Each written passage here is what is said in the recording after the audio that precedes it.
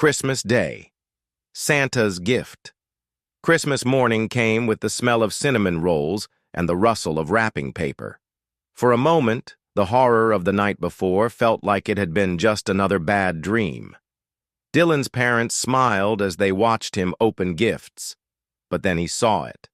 At the back of the tree, beneath all the brightly wrapped boxes, sat a single present wrapped in plain black paper. No tag, no ribbon. His parents exchanged confused looks. They hadn't put it there. Dylan's hands trembled as he pulled it closer. The paper was cold, almost damp, and when he tore it open, his stomach dropped. Inside was a cracked snow globe. Inside the glass was a tiny model of his own house, surrounded by snow. And standing outside the little front door was a figurine of Santa, but not the jolly one. This one had a long, crooked hat, teeth bared in a monstrous grin, and in his hands he held a sack that seemed to writhe, as though something inside it struggled to get out. The moment Dylan touched the globe, the lights flickered. The fire in the fireplace sputtered. The globe shook in his hands, the snow swirling violently inside. And then he heard it. Ho! Ho! Ho! But the laugh didn't come from the toy. It came from behind him. Dylan whipped around. The living room window, the one scratched up the night before, now stood wide open, snow blowing inside. And in the doorway stood Santa. Not the mall Santa, not the Coca-Cola Santa. This Santa's beard was matted with ice, his coat torn and stained.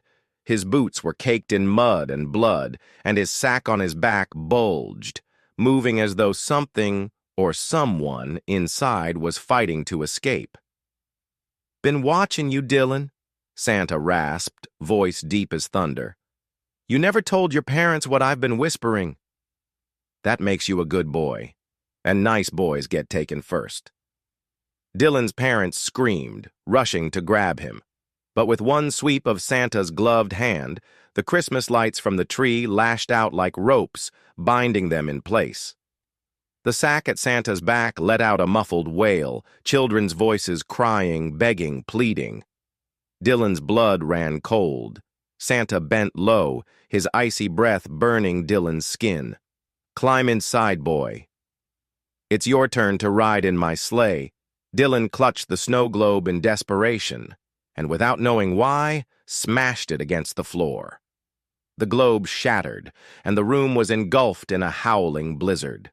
The monstrous Santa roared in fury, the sack writhing violently. Dylan's world spun, snow biting his skin like knives, and then silence. When Dylan opened his eyes, the living room was normal again. The black present was gone. The scratches on the window had vanished. His parents sat blinking, confused, as though nothing had happened. But Dylan knew. When he looked under the tree one last time, the broken snow globe was gone. In its place was a small card, written in jagged red letters. "See you next year, nice boy." And faintly, from somewhere far above the clouds, he swore he heard the sound of sleigh bells.